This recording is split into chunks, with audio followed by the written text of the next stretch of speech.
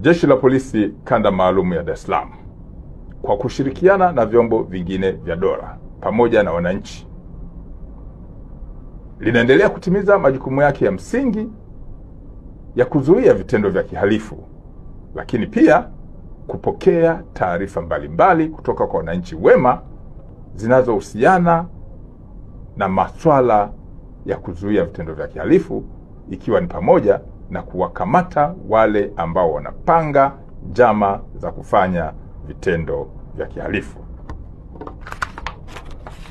Hata hivyo, Jeshi la Polisi linatambua kuwa tarehe 23 mwezi Novemba mwaka huu wa 2025 kwenye uwanja wa Benjamin Mkapa uliopo katika wilaya ya Temeke kutakuwa na mchezo wa soka wa kimataifa ambao upo katika hatua ya makundi ya Kombe la Afrika.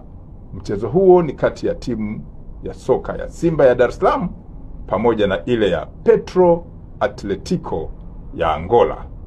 Mchezo huu unatarajiwa kufanyika majira ya saa 10 jioni katika uwanja ambao nimeutaja.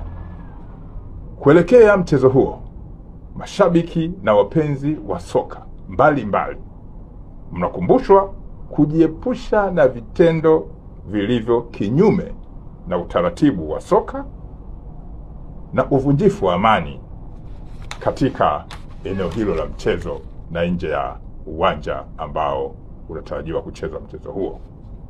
Polisi Dar es Salaam inawatakia mafanikio timu ya Simba ya Dar es Salaam ambayo inaliwakilisha taifa la Tanzania kwenye mchezo huo.